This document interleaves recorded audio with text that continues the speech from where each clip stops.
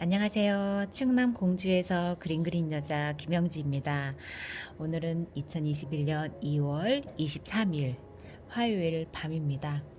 아이들과 함께 있다가 이제 아이들은 집으로 갔고 저 혼자 남아 책을 읽고 가려고 합니다. 역사책도 어저께 읽다가 말았고 니체에 대한 책도 읽던 중이었고, 그런데 오늘은 이 책을 또 읽고 싶었어요. 삶을 위한 철학 수업, 자유를 위한 작은 용기.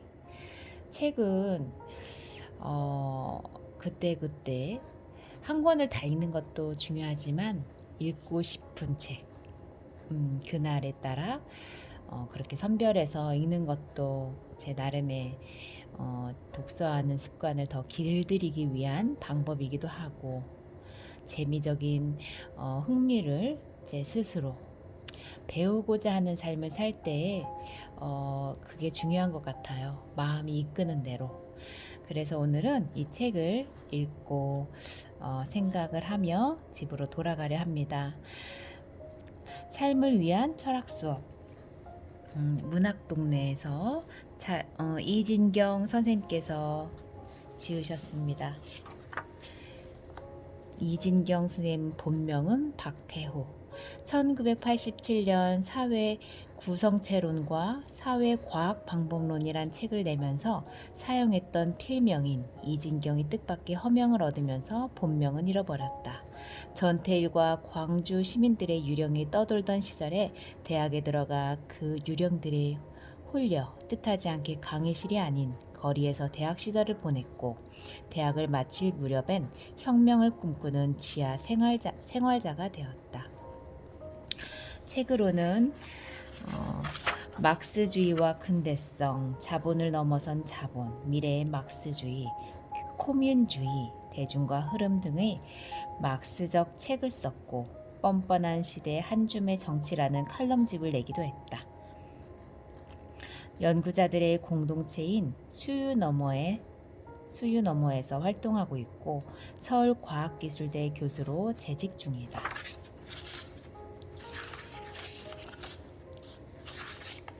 머릿말. 삶의 고통은 피할 수 없는 것들이라고들 하지만 지금은 유난히 더 그런 것 같습니다. 노동하고 싶어도 할 수 없는 사람이 전체 노동자의 반을 차지하고, 사회는 모든 곳에서 양극화되고 있습니다. 스스로를 중산층이라고 믿고 싶어하는 이들은 가속적인 유행을 따라 소비의 연쇄 속에서 삶의 공허함을 잊으려 애를 쓰고 있습니다. 학교에선 입시와 경쟁의 체제 속에서 아이들은 풀길 없이 늘어가는 스트레스에 억눌려 이런저런 정신질환으로 지쳐가고 있고, 미치지 않기 위해 그 스트레스를 가장 약한 친구를 향해 쏟아붓는 폭력의 가해자들이 되어가고 있습니다.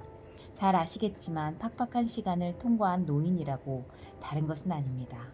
평균 수명은 늘어났지만 새로운 활동은 고사하고, 하던 일마저 끝내야 하는 기나긴 말년의 시간이 늘어나 젊은이들이 피하는 일을 새로 시작하거나, 그게 아니면 공원 주변을 배회하며 방황하고 있습니다.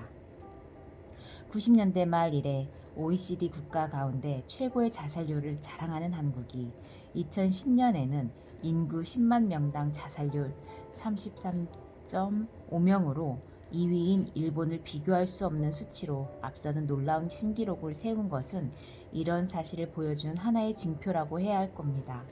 결혼식장이 꿈같은 형상을 하고 있는 것을 볼 때마다 결혼이라는 게 현실을 잇는 저런 몽상 없이는 불가능한 것이 아닐까 생각하곤 합니다만, 그게 어디 결혼뿐이겠습니까? 이 팍팍한 삶을 버티는 것은 열심히 공부해 좋은데 취직하고 돈을 벌고 결혼하고 자동차와 집을 사고 토끼 같은 자식들과 놀러 다니는 꿈 없이는 결코 쉽지 않을 겁니다. 그것이 현실의 결핍이 만들어낸 꿈임을 잊기 위해 무너진 꿈의 자리를 다시 다른 꿈으로 채우며 사는 근면함만이 휘청거리는 걸음의 삶을 버티어주는 건 아닐까 싶습니다. 그런 식으로 고통을 잊으려 애를 쓰고 있는 것이겠지요. 삶에 그때마다 끼어드는 고통보다 더 힘든 것은 고통을 잊고 삶을 매끄러운 꿈으로 봉합하기 위한 매일매일의 그 힘겨운 노력인지도 모릅니다. 고통이 끼어든다고 해도 그건 사실 그때뿐일 텐데 그걸 잊기 위한 노력은 매일 한시도 중단해선 안 되는 것이니까요. 그 필사적인 노력 속에서 우리는 매일매일 지쳐가고 있는 게 아닐까요? 아픔을 위로하는 힐링이 지금 이토록 광범위한 지지를 모으고 있음은 지치고 피곤한 마음이 그토록 널리 퍼져 있음을 뜻하는 것이겠지요. 그러나 위로와 힐링이 지친 심신을 치유해 주리라는 생각처럼 공상적인 것이 또 있을까요? 그것 또한 고통을 잊기 위한 매일의 저 힘겨운 노력의 하나일 겁니다. 생각해보면 큰 고통이나 상처는 그것을 외면하지 않고 대면할 작은 용기만 있다면 새로운 삶의 기회가 됩니다. 고통과 대결하면서 사람들의 삶은 크고 강해지지요. 삶의 크기란 넘어서야 할 고통의 크기에 비례하기 때문이지요. 반면 고통을 피하기 위한 일상의 근면함이 고통과 대면하지 않기 위한 꿈의 일부가 된다면 삶은 작아져 가기 십상입니다. 그때 대결해야 할 것은 밖에서 다가오는 고통이 아니라 안에서 반복하여 일어나는 자신의 누적된 피로감이기 때문입니다. 알다시피 피로감이 클수록 작은 일에도 쉽게 짜증내며 대단한 일인 양 대하게 되고 피로감을 줄이기 위해 넘어서야 할 고통을 회피하면서 점점 작은 일들의 블랙홀 속으로 빨려 들어가기 마련이지요. 그래서 손쉬운 도피처를 찾게 되지만 그것이 삶의 고통을 덜어줄 리 없습니다. 반대로 고통을 느끼는 일의 크기를 작게 만들어줄 뿐이지요. 점점 더 작은 일에도 민감하게 고통을 느끼게 해줄 뿐이지요. 저는 여기서 현실의 고통을 잊으려는 근면함이 아니라 그것과 대면하는 약간의 용기를, 그것을 통해 문턱을 넘는 방법을 터득하려는 작은 용기를 촉발하려고 합니다. 그럼으로써 높은 문턱을 넘는 능력을 함께 나눌 수 있는 길을 찾아가 보려 합니다. 자유란 단지 가능한 선택지의 수가 아니라 넘을 수 있는 문턱의 높이에 의해, 문턱을 넘는 능력에 의해 규정된다는 생각입니다. 그럼으로써 저 자신의 삶을 용기와 능력을 확장해 가고 싶습니다. 내가 대면하는 이웃들의 크기가, 함께 사는 이웃들의 삶의 크기가 내 삶의 크기를 규정하리라고 믿기 때문입니다. 굳이 걸리버의 눈을 빌지 않아도 소인국에선 아무리 커봐야 소인이지만 대인국에선 아무리 작아도 대인임을 아는 건 어려운 일이 아니니까요. 이 책에서 다루는 글이나 생각은 이런저런 개념이나 주제들 사이를 배회하지만 대체로 자유라는 단어 주변을 맴돌고 있습니다. 자유라는 개념은 오래전부터 철학은 물론 정치학이나 사회학 혹은 문학이나 예술 등 많은 영역에서 반복하여 다루어져 온 주제입니다. 그래서 뻔하거나 식상한 느낌마저도 주는 그런 주제지요. 그러나 그것은 언제 어디서나 피해갈 수 없는 주제임을 뜻하는 것이기도 할 겁니다. 상투성을 문제 삼으려 한다면 이는 그것이 다루어지는 게 빈번하다는 사실이 아니라 그것을 다루는 방식이 뻔하거나 고답적이라는 사실을 지적해야 온당할 겁니다. 혹은 우리가 실제로 체감하는 삶과 멀리 떨어진 공허함을 지적할 수도 있을 겁니다. 어쩌면 그것이 그토록 중요한 주제임에도 듣자마자 외면해버리게 만들었을지도 모릅니다. 여기에서 자유라는 개념에 대해 이론적인 설명을 나열할 생각은 없습니다. 그보다는 삶에서 자유로워지기 위한 방법들을 제안해 보려고 합니다. 그러면서도 그 단어 근처에서 이런저런 철학적 사유를 펼치려는 것은 우리 삶에서 피할 수 없는 고통과 대면하고 그것을 넘어서는 지점, 고통에서 벗어나는 출구를 자유라는 그 말이 표시하고 있다는 생각 때문입니다. 힘들고 비루해지기 쉬우며 자칫하면 찌그러지고 찌질해지기 쉬운 일상적인 삶이야말로 무엇보다 지혜가 필요한 곳이고 그곳이 지혜에 대한 사랑을 자처하는 철학이 달려들어야 할 세계라고 저는 믿습니다. 우리의 어깨를 누르는 삶의 무게에 짓눌려 버릴 때 우리가 잃는 것을 모아서 표현하는 말이 바로 자유일 겁니다. 역으로 그런 무게를 쉽게 부릴 수 있는 힘을 얻어서 가고 싶은 곳으로 가고 살고 싶은 삶을 사는 것을 표현하는 말이 자유일 겁니다. 그렇기에 사실 이 책의 모든 장들이 자유라는 개념으로 꿰일 수 있지만 자유 자체에 대한 논의는 그다지 많지 않을 겁니다. 그보다는 그 단어로 지칭하고 싶었던 삶의 장면을 혹은 삶의 양상들을 다룰 것이고 그 장면들에서 우리의 삶이 자유롭기 위해서 보아야 할 것들에 대해서 쓰려고 합니다. 자유나 삶에 대해 개념적으로 설명하는 것이 아니라 우리가 자유롭게 살아가기 위해 대면해야 할 것들, 넘어서야 할 것들, 그리고 받아들여야 할 것들 등에 대해 구체적으로 쓰려고 하다 보니 1인칭이 난무하는 글이 많아졌습니다. 예전에 어떤 이는 문학이란 1인칭을 3인칭으로 바꾸어 쓸 수 있을 때 시작한다고 했지만 철학이란 3인칭으로 썼을 때조차 뭐뭐한 사람이라면 아무나를 뜻하는 부정형의 주어, 비인칭의 주어로 바꾸어 읽을 수 있을 때 시작한다고 저는 믿습니다. 1인칭을 주어로 쓰는 글이란 철학과는 너무도 거리가 멀다고 생각하면서도 자유로운 삶을 촉발하고 그것을 위한 작은 용기를 선동하기 위해선 모든 일을 주어로 하는 공허한 보편성이 아니라 1인칭 주어의 리얼리티를 빌려야 했습니다. 그것이 철학을 포기하게 되지 않는 그것을 뭐뭐한 누군가라는 비인칭으로 읽어주는 독자가 있을 때 가능할 겁니다. 대개는 특이해서 평범해 보이지 않기에 남 얘기처럼 들리고 그런 만큼 보편적이라고 하기 어렵지만 그래도 누군가라는 말로 표시된 빈자리를 자신을 주어로 채워주는 독자가 있다면 여기서 쓰고 있는 것은 비로소 철학이란 이름에 값하는 것이 될 수 있을 겁니다. 그런 점에서 보자면 작은 용기를 선동하는 것은 제가 쓴 이 글들이 누군가의 응답을 통해 철학적인 책이 되도록 만들고 싶다는 제 자신의 작은 욕망의 표현이기도 한 셈입니다. 2013년 11월 수유 넘어 N연구실에서 이진경. 삶과 자유, 만남과 자유, 능력과 자유, 자유와 욕망. 한 줌의 용기, 한 걸음의 자유. 아무튼 떠나라. 다다를 데 없는 그 지점에서 일어서라. 그것이 소생이다. 김시종, 내일, 계기음상. 자유에 대한 가장 통상적인 관념은 구속이나 억압과 반대되는 상태라고 보는 것이다. 예컨대 자유란 정치적 억압과 대결하여 얻어지는 것이라는 관념이 그것이다. 가령 민족 간에 발생하는 억압, 이성의 이외에는 금지하는 젠더적인 관습, 혹은 권력자가 민중에게 행사하는 억압은 자유와 대비되는 상태를 나타낸다. 이때 자유란 매우 투쟁적인 정서로 정의되지만 부정적인 어떤 것이다.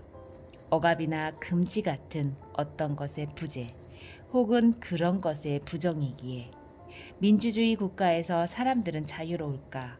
식민주의자들을 쫓아내면 사람들은 자유로워질까?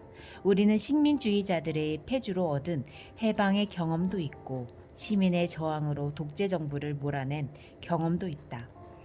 하지만 그 이후 사람들이 자유로워졌다고 말하기엔 아득하다. 적이 사라진 후의 방황을 자유라고 믿지 않는다면 말이다. 독재나 억압이 더욱 나쁜 것은 마치 그것이 사라지면 사람들이 자유로워질 것 같은 환상을 유포하기 때문이다. 동성애에 대한 금기가 더욱 나쁜 것은 마치 그것이 사라지면 동성애자들이 자유로워지리라는 안이한 발상을 배양하기 때문이다. 금기와 거리가 먼 이성애자는 모두 자유롭기라도 한 듯이 말이다. 자유를 위해 모든 구속과 억압이 사라져야 한다면 그것은 무엇보다 이 때문이다. 능력으로서의 자유.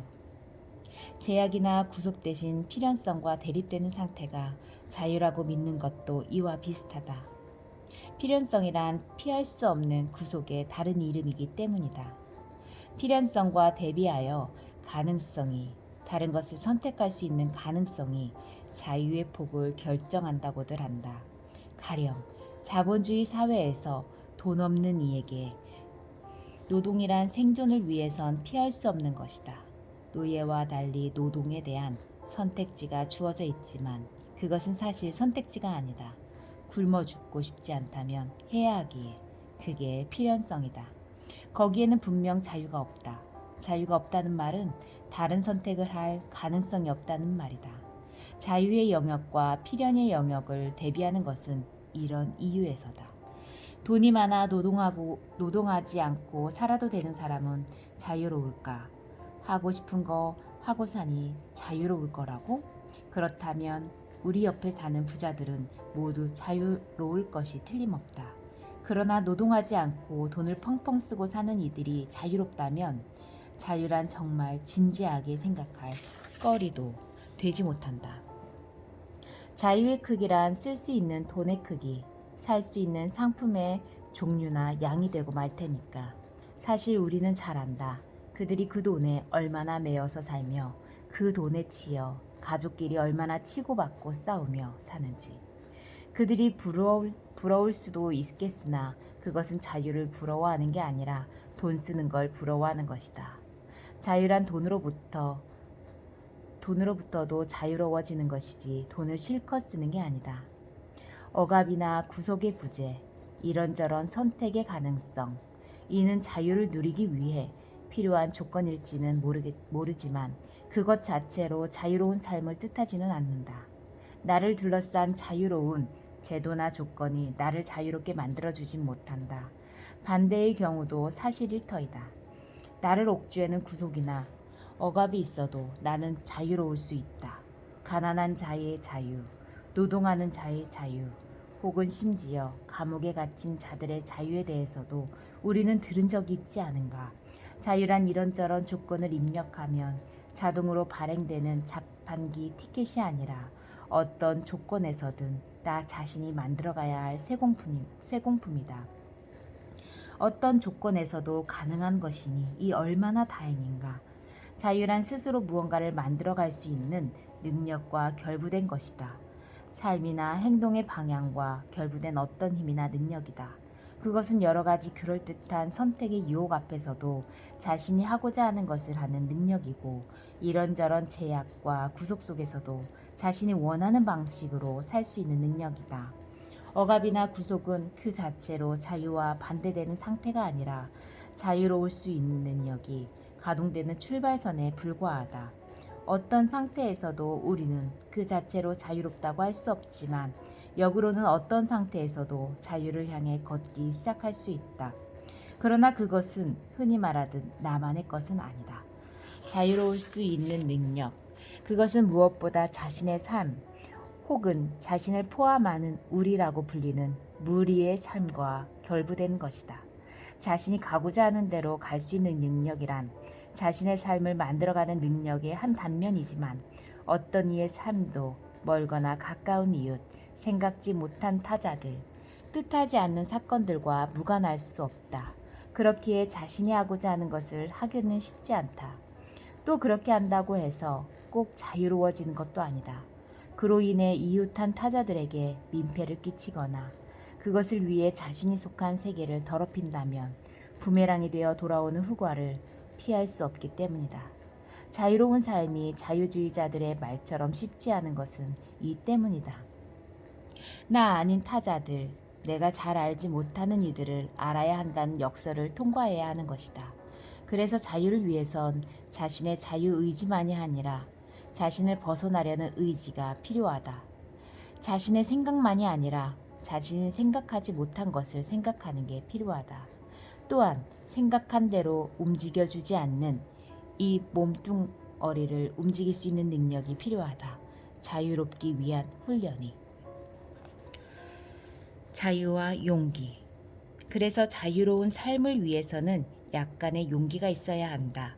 어디선가 니체는 이렇게 말한 적이 있다. 자유는 무엇에 의해 측정되는가? 극복되어야 할 저항에 의해, 위에 머물기 위해 치러야 할 노력에 의해. 최고로 자유로운 인간 유형은 최고의 저항이 끊임없이 극복되는 곳에서 발견될 수 있을 것이다. 조금이라도 높은 곳으로 오르려는 이들, 그러기 위해서 어떤 저항을 극복하려는 이들이 바로 자유를 향해 나아가는 이들이다. 이를 위해서는 약간의 용기가, 한 줌의 용기가 있어야 한다. 외면하고 싶은 고통과 쿨하게 대면하기 위해선 순종을 요구하며 다가오는 삶의 명령어들을 마주보기 위해선 그것을 나의 삶에 대한 저항으로 마주하며 앞으로는 나아가려면 약간의 용기가 있어야 한다. 이 한 줌의 용기가 없다면 사실 자유로운 삶이란 말해봐야 공허한 것들이고 들어봐야 남 얘기에 지나지 않는다. 용기는 고통을 자유를 위해 넘어서야 할 저항으로 바꾼다. 한 줌의 용기와 더불어 자유를 향한 삶은 시작된다. 자유로운 삶이란 약간의 용기 없이는 얻을 수 없는 것이다. 반대로 약간의 용기와 더불어 고통은 자유의 친구가 된다. 그런 점에서 보면 나는 자유로운 삶이란 말로 어쩌면 그 약간의 용기, 한 줌의 용기를 자극하고 싶은 것인지도 모른다.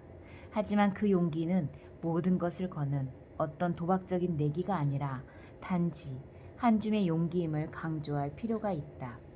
하이데거는 세인적인 평균성을 벗어난 실존적 자유를 위해 죽음으로 미리 달려가 보는 결단 같은 영웅적이고 거대한 용기를 요구한 바 있다.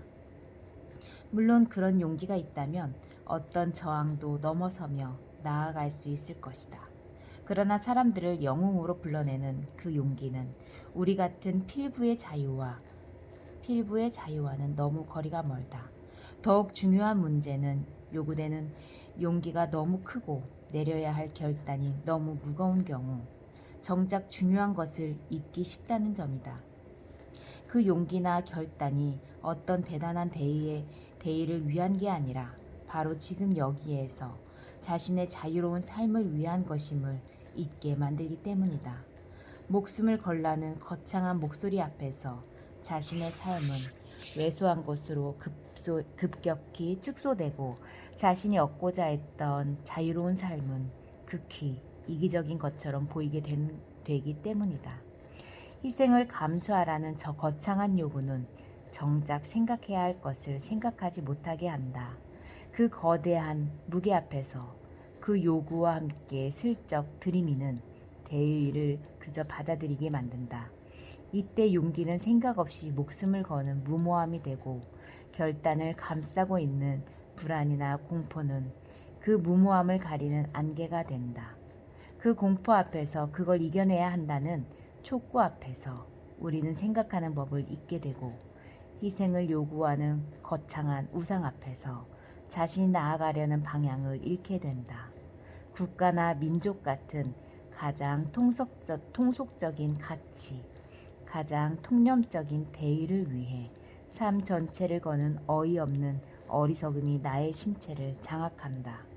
그 무모한 용기에 아낌없이 건네지는 고귀함이나 장렬함 같은 찬사는 죽어서도 그 어리석음을 벗어나지 못하게 하는 장막이고 산자들로 하여금 다시 그 어리석음을 반복하게 유혹하는 곱게 채색된 미끼다.